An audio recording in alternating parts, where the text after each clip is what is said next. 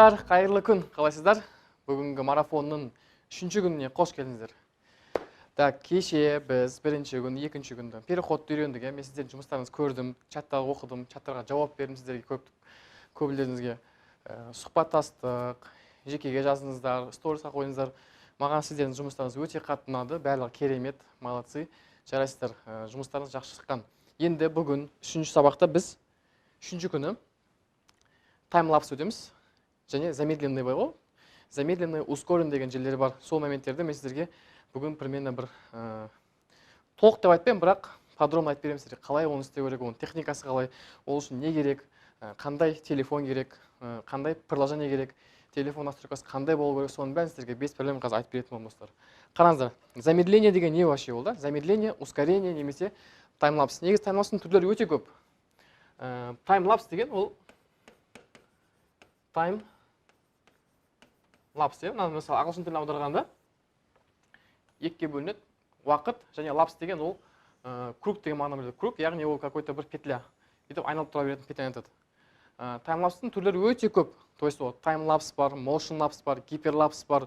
Ол бәрі бөліне береді, әртүрлі бөліне береді. Бірақ бүгінгі сабақта мен сіздерге именно основной, солардың ең негізгісі ол таймлапсты үйретемін. Таймлапс деген мысалы алдында айттым ғой сіздерге, видео түсіретін кезде кез келген видеоның өзінің кадрлары болады. Яғни видео ол бізде көптеген құралған фотолардан құралады. То есть, мысалы, алдында телефон настройкасында мен сіздерге айттым 1080 деген едім, разрешение 1080 және 60 кадр деп айттым сіздерге.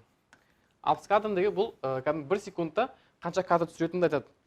Яғни таймлапс деген ол да осы сияқты, бірақ бұған кішкене ұқсастау болып келеді. Яғни бұл жерде таймлапс настройкасында ол жерде 1 секундта ол примерно қанша бір 3 кадр немесе 4 немесе 5 кадр істейді. 1 секундтың ішінде. Яғни ол жерде видео емес, ол жерде кәдімгі фото жасайды. Тез-тез. Примерно, мысалы, даже обычный iPhone болсын, Samsung болсын, любой телефон алсаңыз, таймлапс деген режимге камера ішіне кірсеңіз, ол жерде бүйтіп мынандай бүйтіп тұрады. Осындай болып қазір. Қалай айтсам екен, бүйтіп домалақ болады. И мына жерде бүйтіп тұрады. Мына әрқайсысынан мынандай бір нәрсе тұрады, потом бүйтіп қойған. Яғни сіз таймлапсқа бүйтіп басасыз, плей басасыз, запись басасыз. Сол кезде ол бүйтіп айнала береді. Қазір көрсетемін. Так, ол бүйтіп айналады. Мысалы, мынаның әрқайсысы бір-бір кадрдан болады. Мына бірінші кадр, екінші кадр, үшінші кадр, төртінші кадр, бесінші кадр, алтыншы кадр, 7. Яғни мына жерде скоростары болады. Оның отдельный приложениялар бар, бірақ бізге пока что өзімізге ол осы iPhone, Samsung немесе басқа телефонның өзінің базовый по умолчанию қандай настройка отыр, сонымен біз түсірсек болады. Яғни ол жерде примерно былай 1, 2, 3, 4, 5. Примерно ona бір күн айналған кезде бізге 3 фото түсіріп береді, 3 немесе 4 фото түсіріп береді. Но в нашем случае мына жерде примерно 7 фото түсіреді. Бұның бәріне түсіру үшін примерно бір 4 секунд уақыт кетеді. Енді таймлапс түсіретін кезде, достар, ең бастысы бірінші новичоктарға таймлапсты көбісі таймлапс түсіреді, бүйтіп алады қолдарына. Функцияны телефон алады. И алады да былай жүреді, бүйтіп алып ше, қолдарын бүйтіп алып жүреді, мысалы. Бүйтіп кетіп жатады, былай. Ана деген кадрда деген видеолар былай кетіп қалады, жоғары кетіп қалады. Таймлапс деген тез қимылдайды ғой бізде. Ол жылдан болғаннан кейін ана кадрыңыз телефоныңыз деген бүйтіп кетеді, кейін запись қараған кезде ше. Сол себептен бір қалыпты болу үшін бұның ең басты бір секреті, мысалы сіздер кеше көрдіңіздер, бізде кеше тренинг болды. Неде? Қазақстан қонақ үйінде. Енді сол жерде видеоның бас жағында мен сіздерге кеше чатқа да жібердім сол видеоны. Бағалап жіберіңіздер деп, примерно 1 минуттық, 1,5 минуттық видео болды. И ең басында Қазақстан қонақ үйін мен сол таймлапс режиммен түсірдім. Яғни ол жерде мен қолыма телефонды алдым, обычный. Айттым, алдында телефон алған кезде қолдарыңызды былай қоясыздар, кішкене еңкейесіздер и жүресіздер. Сол кезде телефонды аласыздар қолдарыңызға, таймлапс басасыздар и былай болмайды жүргенім. Тек қана бір қалып, то есть кішкене аяқтан еңкейесіздер и асықпай жүресіздер. Примерно даже осындай мысалы сіз 50 метрлік расстояние жүргіңіз келсе, бүйтіп жүру болмайды, тез жүру болмайды. Үйтіп жүрсеңіздер сіз қолдарыңыз дірілдейді. Біріншіден, екіншіден сіз ана жаққа примерно бір 30 секундта барып қаласыз, ал 30 секундтық түсірілген таймлапс где-то ол 3 секундтық таймлапсқа жетеді. Примерно сондай болады. То есть 3 секундтық видео пайда болады. Сіз 30 секунд бойы жүресіз, сізде 3 секундтық видео пайда болады. То есть таймлапста чем больше көп түсірген сайын, ұзақ түсірген сайын, минутамен, секундпен да, сіздің таймлапстында кейінгі шыққан видеоңызда әдемі ұзақтау кішкене бір әдемі видео шығатын болады. Сол себептен таймлапс түсірген кезде мысалы былай алайық. Мынау бір үй болсын, мына. Мынау бір үй болсын. Мына бүйтіп қойық енді. предположим, здание, иә? Ну, то же самое там. Қазақстан қонақ үйі, примерно енді ұқсайтын жер енді өздеріңіз елестетіп аласыздар ғой. Мынау үй болсын. Енді мен телефонды қазір так запись экранына қосайын. Прямо осы жерде примерно бір такой мини бір таймлапс сізге түсіріп көрсетейін, қалай болатынын, иә? Так, қазір звукын қосайық. Так, қазір қостым. Все. Так, запись кетті. Неде шығады сіздерге? Мен де қазір неде не істеп жатырмын, сол мәселе көретін боласыздар. Қараңыз. Мен мына жерде көрініп тұрмын ғой, кадрға. Нерде міне қараңыздар, экранда көріп тұрсыздар, иә? Мысалы, мен қазір мына бұрышты аламын. То есть таймлапс түсірген кезде, именно жүріп түсіретін кезде бір точканы алып аласыз. Мысалы, мен давайте мына жерде мына точканы алайын. Примерно бір осы жерді аламын, мына қиысқан жерді аламын. Міне осы мен целім болады. Алдында сіздерге айтып сетка деген бар, сетка сіздер как раз осындайды зафиксировать еткенге сіздерге қатты көмектесетін болады. Таймлапс кішкене қолыма аламыз. Кішкене еңкейемін. Кадрдан шығып кеттім ба? Қазір кішкене олай қойын, міне. Таймлапс аласыз. Ну, примерно запись көрініп тұр ғой. Аласыз да, таймлапсқа қосамыз нерде. И мен мысалы 0.5-пен түсіруге болады. 1-мен түсіре берейік. Қолын ұстайсыздар. Прямо нықтап ұстау, мына жерден қолдарыңыз бүйтіп қысып аласыздар. Қысып аласыздар. Былай ұстасаңыздар, ана қолдарыңыз бүйтіп қимылдап кететін болады. То есть бұл жерде любой таймлапс болсын, любой видео болсын, ең бастысы қолыңызды бүйтіп қысып ұстау керек мына жерге. Сол кезде қолдарыңызды бір қолып тұрып. Главное мына жерде кішкене бос ұстаңыздар, расслабленный болсын. Бүйтіп қатты қалмаңыздар, то бүйтіп робот сияқты кетіп қаласыздар. Кішкене еңкейесіздер былайынан. Міне. И таймлапс қосамыз. Мен қазір примерно мына жердегі мына жерге ұстап тұрмын, мына точкаға. Таймлапс қосасыздар да, и міне жай примерно осындай скоростьпен жүресіздер. Мына кішкене жақын болғаннан қимылдап кетеді, бірақ алыста здание болса, ол әдемі көрінетін болады. Өйстіп мына цельді бір алып келе бересіздер. Түсінікті ма? Так, қазір мен өшірейін. Көрейік не пайда болған. Менде 1 секундтық видео пайда болды. Неде мен кішкене дірілдеп жатыр, потому что ана объект қатты жақын болғаннан кейін кішкене бет дірілдейді. Ал негізінде объект кішкене алыста болса, здание болса, көшеде, ол деген бағанағы мен түсірген сияқты сіздердегі бір видео пайда болады. Ну, неден қазір көрсетейін, сол таймлапстың не түсіргенімді. Так, ол міне 5 секундтық видео. Неден көріп жатсыздар, қалай өтіп жатқанын. Кеше ғана осы тренингте мен осы айфонмен түсірдім. То есть мұнда ешқандай қиындық жоқ. Ең бастысы сіздер қолдарыңызды бір қалыпты ұстасаңыздар болды, все. Бір қалыпты. Түсінікті ма? То есть сіздер кішкене былай жүресіздер, бүйтіп асықпай жүре бересіздер. Тағы да бір көрсетемін. Қолдарыңызды қысасыздар. Кішкене еңкейесіздер и былайынан осындай скорость жетесіздер. Болды. Осы скоростьпен кете бересіздер. Жақсы ма достар? Түсінікті ма таймлапс деген не екенін? То есть таймлапс деген осы фотолардың жиынтығын айтады. Одан кейін бұны сақтап алыңыздар. Сақтап болғаннан кейін кез келген видеода замедление, ускорение деген болады. То есть ол видео замедление, ускорение алдында айтқандай сіздер любой видеоны 60 кадрмен түсіресіздер. Предположим, мынау видео болсын. Мынау бір 10 секундтық видео болады, например, да? Мына жазып қоймын мені. 10 секундтық видео. Предположим, мына жерде мен тіке кетіп баратырмын, мысалы жай кетіп баратырмын, жай обычно бүйтіп кетіп баратсыз. И осы жерде мысалы ускорение беру керек болады. Ол примерно мына жерде болады. Бүйтіп кетіп барасыз, оны тек қана ускорение монтаж жасайсыздар. Кетіп барасыздар и резко бүйтіп жүріп, қайтадан осындай бір эффект қосу үшін қазір неде монтажда көрсетемін. Яғни бірінші былай теория жүзінде қалай болатынын сізге айтайын, схема ретінде. Мысалы мен мына жерден бастап, мына жер 1 секунд, мына ортасы 5, мына жер 13 секунд болатын болса, примерно сізге бір ортасында ускорение керек болса, мына жерден кесесіздер, алдындағы айтқан разделить деген кнопкамен, потом мына жерден кесесіздер. Именно осы аралықты ішінде скорость деген бар. Сол скоростьқа басасыздар да, мынандай сіздерде шкала пайда болады скоростьта. Мына жақта -5, мына жақта там +5. Ускорениені былай қарай жібересіз до конца +5-ке қарай. Именно осы моментті. Сол кезде мына кадрларын сізде кішірейеді да, скорость пайда болады. Сол кезде обычно плей басқан кезде мына жер жай болады, тез болады, қайтадан жай болады. Түсінікті ма? Ал енді то же самое замедление беріңіз келсе, мысалы мен бас жағында мына жерге замедление бергім келеді. Мына отрезкке. То же самое мына жақта уже кесіліп тұр. Мен осыған үстіне бүйтіп басам. И бірақ мына жерде стрелкамен уже былай қарай итеремін. Түсінікті ме? Артқа қарай. Замедление всегда 0,50-ге қойыңыздар. То есть екі есе замедление болады. Мысалы ол скорості мысалы 60 кадр болатын болса секундпен, мынау замедление қойған кезде 0,50 қойған кезде 0,5 қойған кезде ол сіздің скоростьтаңыз 30 кадр секундқа ауысады. То есть 60 кадр 2-ге бөлінеді де 30 кадр секунд пайда болады. То есть мына жерде мысалы сіздің мына жерге ұзақтығы 3 секундтық видео болса, бұл замедлениядан кейін сізге 6 секундтық видео пайда болады мына жерде. Түсінікті ма? Мына жерде мысалы 4 секундтық видео болса, замедлениядан кейін мына жерде 1 секундтық видео пайда болады. Сөйтіп сол кезде сіздің видеоларыңыз мысалы бүйтіп жай келеді да, мына жерде былай келіп тез барады, қайтадан жай жүретін болады. То есть осындай болады. То есть замедление, ускорение осылай істейсіздер. Технически олар схема түрінде осылай көрсетіледі достар. Түсінікті ма? Давайте қазір монтаждан қысқа бір көрсетейін сізге қалай екенін мына жерде. Ары қарай өздеріңіз видеоны түсіріп, уже монтаж істей беретін боласыздар. Так, видеолип қайда кетті? Менде бүгінгі күндіз түсірген кадрлар бар. Сол кадрларды осыны аламыз да, просто қосып қоямыз. Так, мұнда бір кадр менге таңдайын. Мысалы, міне мынау. Мынандай кадр бар. Бұл техника түсіруі тоже. Мына жерде. То есть мына үстіне басам. И маған примерно мына жер кішкене жай бола берсін. Примерно 2 секундтан кейін. И осы жерге келген кезде бүйтіп тез кетіп қалсын, иә? Жақсы ма? Мына ортасына қоямын. Мына жақта разделить деген кнопка бар. Разделить. Мына жерден аламын. Примерно осы жерге дейін. Мына жерден разделить деймін. Все, мынаны аламын да, скоростьті жылдамыз. Сол кезде менде мынандай видео пайда болады мына. Бұлар жай келеді и тез келетін болады. Түсінікті ма? И одан кейін мысалы маған жай керек болатын болса, қайтадан скоростьті примерно 0,5-ге қоямын міне. Сонда менде мынандай видео пайда болады, қараңыз. И не жай жүреді. Түсінікті ма? Замедление, ускорение деген достар осы.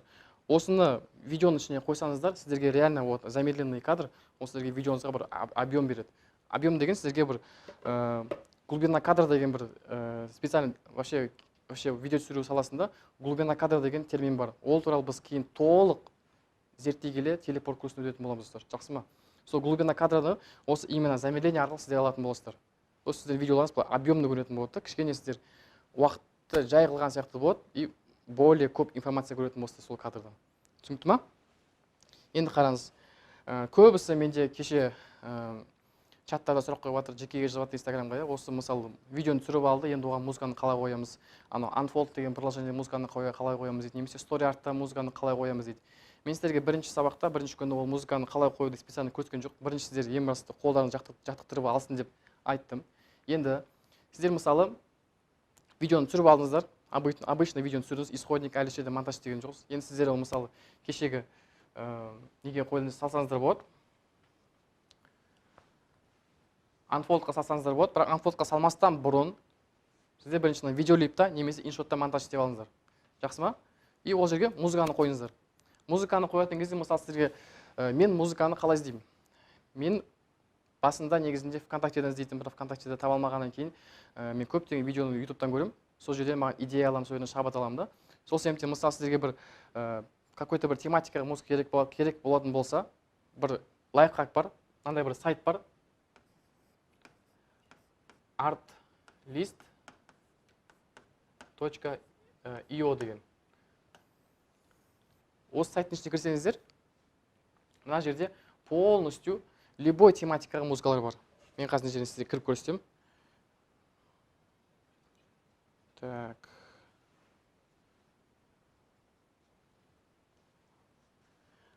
artlist.io мына.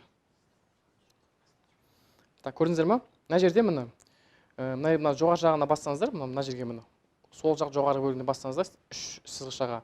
Мына жерде любой тематикаға музыка бар. Мына видео тем дегенге басасыздар, видео темаға. И категорияны таңдайсыздар.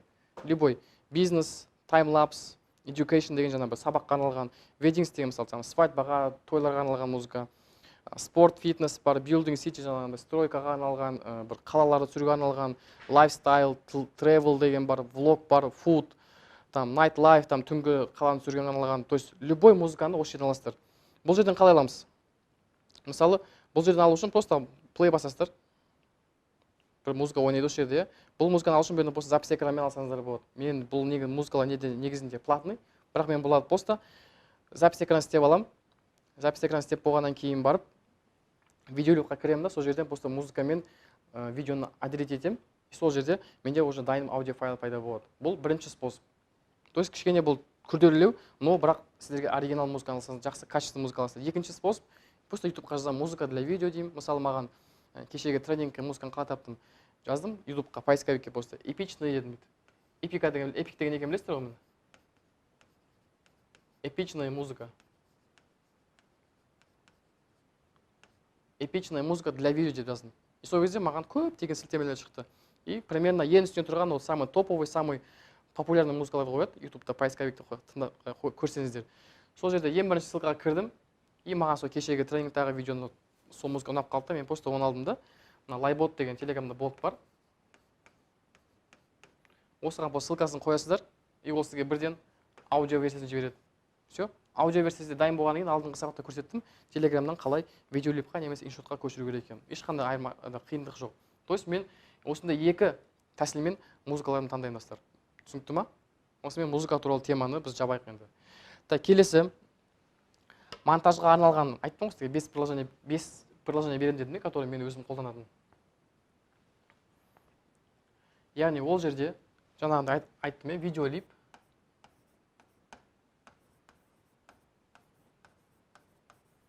екіншісі иншот,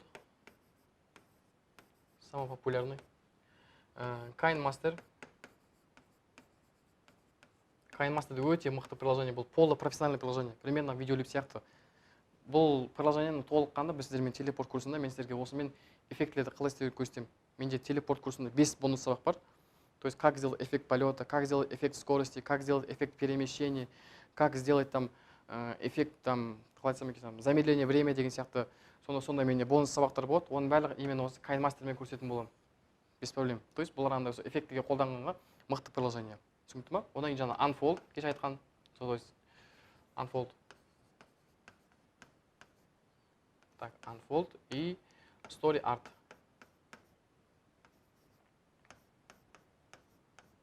Story Art. То есть мынау самый топовый, ең жақсы қолданатын приложениялар. Мына жерде примерно мен по категориямен қойып шықтым.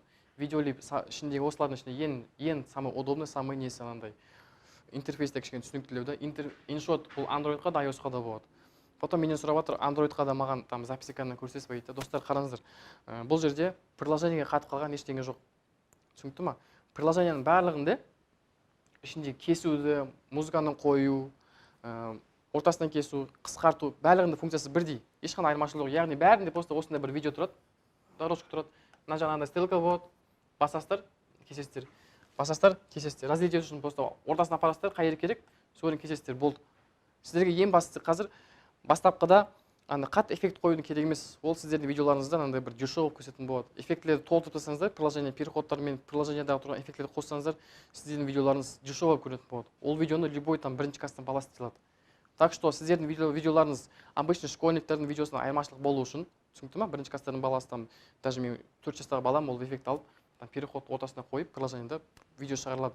Енді сіздер болашақта осы видео арқылы ақша табамын дейсіздер, табыс табамын дейсіздер, мысалы бір жаңа мүмкіндікті іздеп жатсыздар. Сол себептен сіздердің видеоларыңыз сапалы, өте қымбат шығу үшін приложение ішіндегі переходтарды қолданбаңыздар. Тағы айтамын достар, бұл сіздердің видеоларыңыз сапасын құртады. Жаңағындай ручной переходты қолдансаңыздар, сол жеткілікті. Ал переходтардың миллион түрі бар. Реально. Мысалы там экранға қолыңызды қоясыз, там жақындап келесіз, жабасыз, болды, бір локацияны түсірдіңіз ба, екінші локацияға барасыз да, тура сол экранға қолды қойып тұрасыз да, запись қойып қайтадан аласыздар, болды. Бұл уже переходтың тағы бір түрі. Одан кейін там мысалы бүйтіп түсіріп кетасыздар. Мысалы мына жерде түсетін болсам аласыздар да бүйтіп ше. Қараңыз, қазір камераны қосайын. Так, видео. Мынандай переходта бар. Қолыңызды примерно 45 градусқа ұстап аласыздар. И бүйтіп алып келесіздер да. Үйсі алып келесіздер, жақсы ма? Бұл мысалы мына жерде түсірдім, мен флипчарт түсірдім, тақтаны түсірдім. Екінші басқа жаққа, басқа бір локацияға барасыздар да, тура сол сияқты қолданыстарға алып келесіздер, бүйтіп алып келсеңіздер, түсірсеңіздер, екеуін кейін склейка істесеңіздер приложениеде, ол уже тағы да переходтың түрі болады. Одан кейін переходтың түрі мынандай бір қырлар болатын болса, талдың қыры, бір стена болатын болса да, сіздер бүйтіп түсіріп кетасыздар. Мысалы былайынан бүйтіп түсіріп кетасыздар да, именно осы жерге келген кезде мына жер кішкене қараңғы болатын болса, қараңғы болады, осы тоқтатып қойсыздар, болды. И келесі кадрды басқа көшеден, басқа бір локациядан или үйдің ішінен ба, білмеймін, бір офистің ішінен ба, тоже сол сияқты кадрдан бүйтіп алсаңыздар, шықсаңыздар, мына жақта уже басқа кадр болатын болады. Сол екеуін склейка істейсіздер, бұл тағы да бір переходтың түрі. То есть түсіріп кетасыздар, мына бұрышқа апарыңыздар, қадап қойыңыздар, өшіріп қойыңыз, келесі кадр қайтадан сөйлеп аласыздар. Тағы түсіріп кетасыздар да, примерно бүйтіп жібересіздер, қайтадан стоп басасыздар, и келесі кадрды там бүйтесіздер да, астынан бастап бүйтіп аласыздар. Сол кезде бір-бірімен скелет болып кете береді достар. Жақсы ма? Переходтың ол фантазияға байланысты, реально ол жерде сіздер уже қалай қиялдайсыздар, қандай уже реально адам қиялына байланысты. Ол жерде адам қиялы шексіз ғой. Шексіз болғаннан кейін переходтардың да түрлері шексіз болады. Мен сіздерге просто самый базовый, ең көп кездесетін, который жеңіл, қолға ыңғайлы болатын переходтың түрлерін көрсеттім да, бүйтіп қиып алып, былай айналдырасыздар. Оңға, солға, жоғары, төмен деген сияқты сондай переходтарды көрсеттім сіздерге достар. Жақсы ма? Потом бонус ретінде сабақтың соңында осы бонусқа алдында айтқандай мен сіздерге бір уәде бердім. Эффект клонирования деген нені көрсеттім я. Ол да менде алдыңғы сабақтарда болған. Мен сіздерге соны сілтемесін осында қалдырып кетемін, бонус ретінде. Соны сіздер көрсеңіздер болады достар. Жақсы ма? То есть қалған сабақтардың барлығын сіздер именно уже телепортта үйренетін боласыздар. То есть телепортта бізде қандай сабақтар болады? Телепорт курсында. Қысқаша айтып кетейін сіздерге. То есть өзі тоже кіріспе болады. Кіріспесіз вообще болмайды. Фундамент всегда керек. То есть фундаментте ол жерде камера настройкасын более подробно үйренесіздер. Алдында сетка туралы айттым ғой, сетка, иә. Бұл сетка сіздерге өте маңызды. Өте маңызды зат бұл. Бұл сеткасыз камераны қалай айтсам екен, любой видеограф, любой там профессиональный кино түсіретін адамдар барлығы ол сетканы қолданып түсіреді. Осымен қалай мықты профессионально жұмыс істеу керек, сол телепортта үйрететін боламын. То есть бұлар негізгілері. Потом фокус деген болады, экспозиция деген бар да, мысалы плавать бүйтіп видеоға түсірген кезде экрандарыңыз запись жүрген кезде кішкене экрандарыңыз бүйтіп тұратын болса, ол да некачественный болып саналады. Оны қалай фиксировать етіп қою керек, оны үйрететін боласыздар. Потом крупность плана деген бар, глубина плана деген бар, крупность плана деген жаңағыдай, крупный план алды, общий план деген сияқтылар бар. Олардың бәрін үйрететін боламыз. Потом сататын видео мысалы тексті былай айналып шығады, бүйтіп шығады, там таргетке жібереді, мысалы продающий видео дейді ғой қазіргі заманда. То есть продающий видеолар қазіргі уақытта өте көп табыс табатын нәрсе ол. Реально вот. Мысалы менде стористі 15 секундық сторис түсіру үшін мен сол продающий видеоға 50 мың теңге аламын. Енді ойлаңызшы, сондай 50 мың теңге беретін клиент тауып алсаңыз, сондай бесеуін сіздерге айына минимум 250 мың теңге табуға болады. Без проблем. Бірақ бірден 50 мың теңге айтпай ақ қойын, сіздер хотя бы 20 мың теңгені бастасаңыздар, ары қарай уже опыт жинай келе, тәжірибені, практиканы кішкене көбейте келе, уже бағаларыңыз көбейте берсеңіздер болады. Ең бастысы бір айтатын зат ол жерде сіздер мысалы клиенттермен сөйлесіздер ғой. Клиентмен сөйлескен кезде өздеріңіз бағаны айтуды қорықпаңыздар достар. Түсінікті ма? То есть мына жерде қазір кішкене бір маркетинг туралы алып кетемін. То есть видеоны қалай сату керек, клиентпен қалай сөйлесу керек. Ең бастысы кейін оны телепорт курсында более подробно үйренеміз, бірақ қазір қысқаша бір айтып кетейін. Клиентпен сөйлесер кезде, мысалы келдіңіз, клиентпен сөйлесіңіз, алдында отыр, и клиент сұрайды, бағасы қанша дейді. 15 секундық стористі рекламаға оған таргетке жіберу керек, какой-то бір бизнес товар сатады, и соған видео түсіру керек болады. Айттыңыздар, там примерно сценарийін құрап не істеп қойыңыздар, и бағасын сұрайды, қанша дейді. И айтасыз, примерно ойланып тұрасыз, мен қазір 10 мың теңге десем, слишком арзан болады, мен үшін арзан деп ойлайсыз. 50 мың теңге десем, ол қымбат деп айтуы мүмкін, одан кейін ол маған отказ беруі мүмкін деп ойлайды. Осы жерде мен осы моментте отказ деген кезде болды, любой адам бәрі қадалады достар. Примерно мысалы 10 видеограф болса, соның 8 видеограф сол жерден қадалады. Өзінің бағасын айтудан қорқады. Видеограф емес, даже любой адам өзінің услуга сататын кезде, бағаға келген кезде бәрі қадалады. Бұл жерде кішкене психологически бір мықты болу керек. Яғни отказдан қорықпау керек. 50 мың деп өзіңіз ойлап шықтыңызда, болды, 50 мың деп айтыңыз, все. И мысалы айттым ғой, мысалы бір адам келеді, 30-та сөйлесіп, ол айтады, там бағасы қанша, сіз айтасыз, мысалы мен айттым да, там Асеке, там бағасы 50 мың теңге. Болды, осыдан кейін сіз сөйлемеңіз. 10 секундта сөйлемей отырыңыз, болды. Осы жерде бірінші кім сөйлеп қояды? Ана клиент сөйлеп қоя ма, или сіз бірінші сөйлесеңіз, болды, ұтылды деген сөз. Мысалы клиент сөйлеп қойса, бірінші сіздер баға айтып болғаннан кейін, все, сіз ұттыңыз, ол сіздің бағаңызға келіседі. Егер де сіз бағаны айтқаннан кейін клиенттен бұрын сіз сөйлеп қойсаңыз, 50 мың теңге дедіңіз да, потом негізі 50 мың теңге қымбаттау деп бір айтатын болсаңыз, сондай бір сылтау айтсаңыз, яғни сіз өзіңіздің бағаңызды, өзіңіздің жұмысыңызды бағаламағанды білдіреді. Ол біріншіден, екіншіден өзіңіздің уақытыңызды бағаламағанды білдіреді. Сіз бірінші сөйлеп қойсаңыз, кейін сіз өзіңіздің бағаңыз как будто бір сылтау оправдание айтқан сияқты боласыз да. Түсінікті ме? Сол себептен оправдание никогда клиенттің алдында оправдание айтпаңыздар. Жақсы ма достар? Ол сіздерге осы кейінге де керек болады. Ешқашанда клиенттің алдында оправдывать етпеңіздер. Өзі мысалы 50 мың деп айттыңыз ба? Не үшін 50 мың деген затқа жауап бермеңіздер. Оправдание айтпау керек. Жақсы ма? Оправдание айттыңыз да, болды, ұтылдыңыз. Ана клиент уже сізді без проблем там 15 мың теңгеге түсіргенге келістіріп қояды. Сол себептен 50 мың теңге болды, соны қатып қалыңыз, 50 мың теңге. Ұнамай ма? Там бағасы келіспеді ма? Бопты, все. Сіздің де уақытыңыз құртпаймын, менің де уақытым құртпаймын. Осы жерден тоқтатып деп айта беріңіздер. По-любому ертең екінші клиент келеді, үшінші клиент келеді. Сіз бірмен 2-3 клиенттен отказ бергеннен кейін, одан кейін 4-ші, 5-ші клиентке уже одан да қатты крупный суммамен спокойно уже договорға қол қоя аласыз. Түсінікті ма, достар? Осы туралы, осында психология туралы сабақтар негізінде вообще любой бизнесте өте қатты керек. Особенно ол сіздердің болашақтағы болатын видео түсіріп ақша табатын кезде ол қатты керек. То есть осы туралы толыққан телепорт курсында мен сізге тағы да айтатын боламын әлі бұл сабаққа тағы да келеміз. Одан кейін кеше айттым сіздерге, что чатқа жазып жібердім, именно марафонда оқыған студенттерге сіздерге бір мықты бір бонус бар. Бүгін де көрген шығарсыздар деп, күндіз там айттым сторисында там телепорт курсының бағасы. Телепорт курсының бағасы негізінде 49.990. Ол қандай баға? Өзінің бағасы осындай, достар. Түсінікті ма? Бірақ именно сіздер үшін мені қолдап марафонға қатысып, 1000 теңгелеріңіз төлеп, қорықпай қатысып, шешім қабылдап, осыны мен сіздерге сыйлай келе, сіздер үшін именно тек қана марафондағылар ғана бұл скидка болады, достар. Мен сіздерге телепорт курсын 70% жеңілдікпен беремін. Яғни 49 мың теңге емес, сіздер 70% жеңілдікпен 14.997 теңгеге ала аласыздар.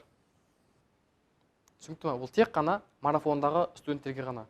Бұл басқа адамдардың барлығы олардан 49 теңге алатын болады. То есть марафонға қатыспаған адамдар, ана сайттан кіріп алатын адамдар, оның барлығы 49 теңге алатын болады. Сенбесеңіздер, сайтта қарасаңыздар, всегда осы баға болатын болады. Ал именно сіздер үшін ғана 49.990 теңге болады.